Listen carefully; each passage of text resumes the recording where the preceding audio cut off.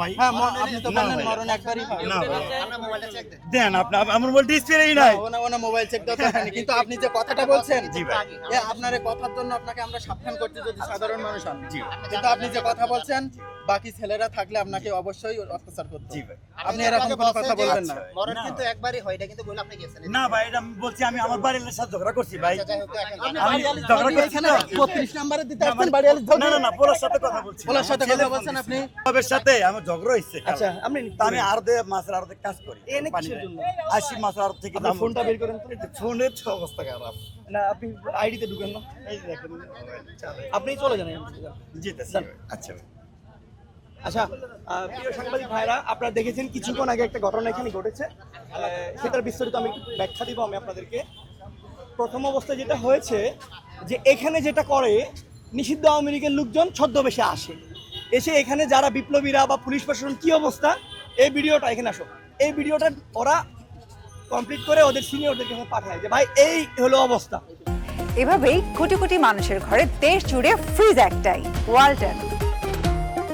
উদ্দেশ্য হামলা করার জন্য বিভিন্ন নাশকতামূলক কার্যক্রম চালাতে চায়। তো সেই জায়গা থেকে কিছুক্ষণ আগে এক ব্যক্তিকে দেখলাম, সে তার মুঠোফোন দিয়ে আমার ভিডিওটা করতেছিল, জুম করে বোঝা যায় কারোতে ফোন থাকলে সে ছবি উঠালে বা ভিডিও করলে।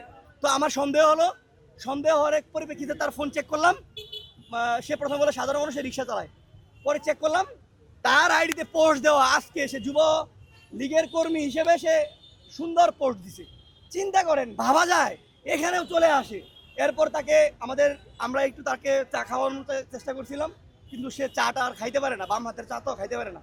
পরে তাকে পুলিশ প্রশাসন নিয়ে গেছে আর কি, এবং তার রিক্সাটা ওখানে আছে। এবং দেখবেন আপনারা 5ই আগস্টের পরে সিএনজি গুলো সেজে, ড্রাইভার সেজে, রিক্সাওয়ালা সেজে, শ্রমজীবী সেজে, বিভিন্ন পেশাজীবী সেজে এই নিষিদ্ধ সংগঠনের লোকজন আমাদেরকে আহত করার জন্য, বাংলাদেশকে একটি স্থিতিশীলতার দিকে এগিয়ে নেওয়ার জন্য কাজ করছে। একই সাথে জনাব তারেক রহমানকে নিয়ে কটাক্ষ করছে, বলছে তিনি নাকি আপনার ওই অবৈধ সরকার, এগুলো নিষিদ্ধ সংগঠনের লোকজন বলে। কাজেই আমরা যতক্ষণ পর্যন্ত এখানে থাকবো, অবস্থান করব, সন্দেহভাজন কাউকে হইলে পুলিশ প্রশাসনের কাছে দিয়ে দিব।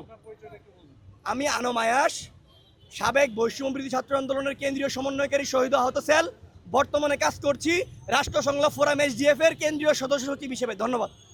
মোবাইলটা মানে বাইরে সব ভালোভাবেই ধরছে, এর আগে মোবাইলটা চেক করছে, চেক করার পরে মানে ওর আমলিকের ছবি ওর ছবিটার ভিতরে পাইছে।